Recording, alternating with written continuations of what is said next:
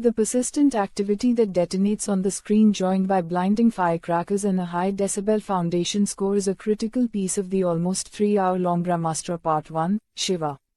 It isn't the fireworks, in any case, that characterize the film that starts off Bollywood's originally proposed superhuman set of 3. Its breadth, scale, style and raps of creativity do. Saying this doesn't imply that the Astravis, a vast expanse of weapons drawn from the components and the regular world, made in Brahmastra Part 1, Shiva, is probably going to keep Wanda's multiverse honest. Or on the other hand, even that this film is an embodiment of flawlessness.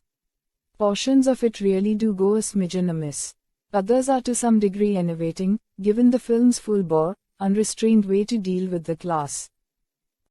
Brahmastra takes the gadgets of the superhuman flick as we probably are aware them and works them up such that isn't completely potboiler-style subsidiary, which is very much an accomplishment given that it is fundamentally planned on stirring up a maximalist universe where everything is intended to stun the crowd into willing accommodation.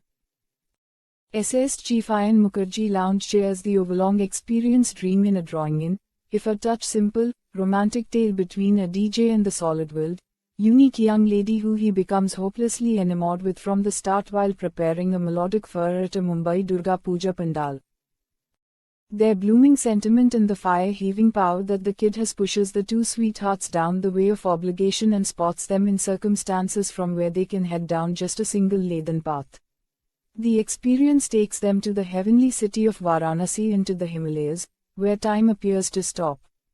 Be that as it may, the team has no opportunity to respite and think about what in the world is going on. The Brahmastra adventure is saturated with old Indian folklore, however the film skillfully skirts around obvious legalism while pushing on the center idea of an immortal conflict between Roshni, light, and Andhera, murkiness between benevolent penance and uprightness on one side and individual desire and obliteration on the other. Hindu strict merriments Durga Puja, Dashehra, Kali Puja and Diwali, which is the time around which the film is set, rule the primary half-hour of the film. That separated, the play on Shiva and Parvati, Isha is one of Durga's names, is self-evident. However, one person rechristens the male hero, mythical beast, may be a sign of approval for Norse and Viking folklore with an eye on universalizing a story established in Bharatvarsh.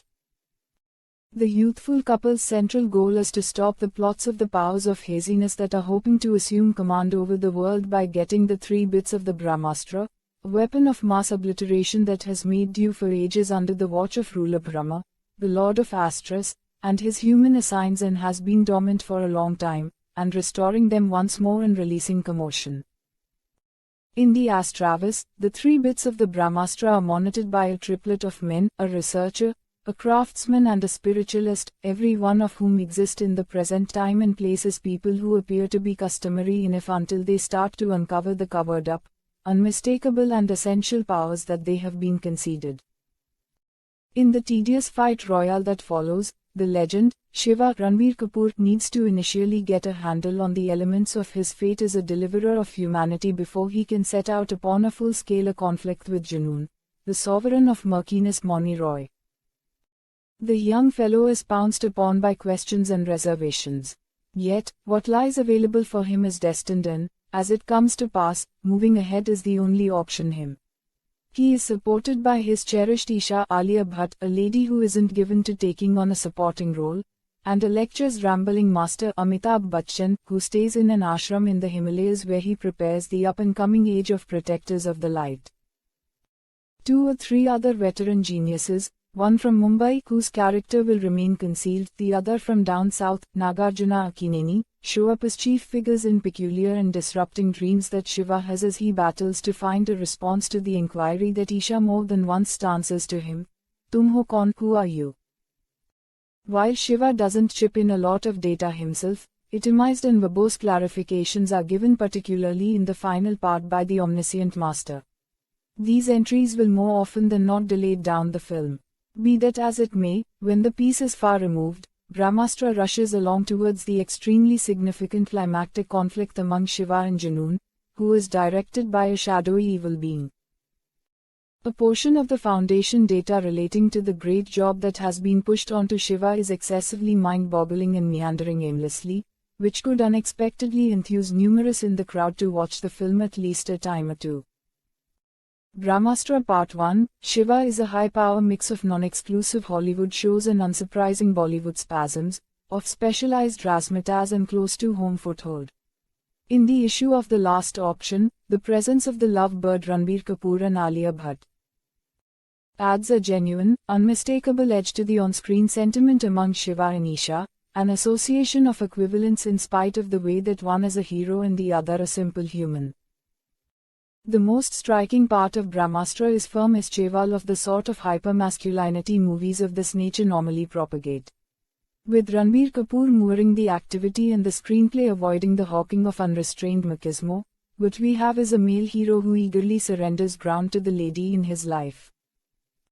As a matter of fact, the man, by his own confirmation, owes an extraordinary arrangement to his mom, an origin story that is suggested here, however is kept down for resulting portions of the set of three. As a matter of fact, the man, by his own confirmation, owes an incredible arrangement to his mom, an origin story that is suggested here, however is kept down for resulting portions of the set of three. In one scene, Shiva depicts a current task as Meri Zimmedari, my obligation. Isha remedies him quickly, it's Hamari Zimmedari, our obligation, she says. In another scene from the get-go in the film, Shiva shares with Isha that he has no family name since he doesn't have the foggiest idea who his dad is. At the same moment, he uncovers that he intends to take on the last name of his significant other. Here is a hero who is super, in additional ways than one. Brahmastra Part 1, Shiva is a fabulous creation that benefits monstrously from the VFX done by DNEG. The urgent activity scenes, even as they strain validity, pulsate with life and convey their portion of fervor. The story works out in unmistakable spaces, in a shelter, a craftsman's atelier, a loner's home, in an undeniable takeoff from Hollywood's uplifted and separated from reality superhuman film layout. On the acting front, Ranbir and Alia accomplish the inconceivable. They guarantee that Shiva and Isha are consistently acceptable even as the goings-on around them are past fabulous. Moni Roy, playing the curve villainess who is on a mission to wrest the Brahmastra and unleash devastation on humanity, conveys the overwhelming load of the job without withering. Brahmastra Section 1, Shiva, aggressive and engaging, has the makings of a blockbuster of the sort that Bollywood has been frantically looking for some time.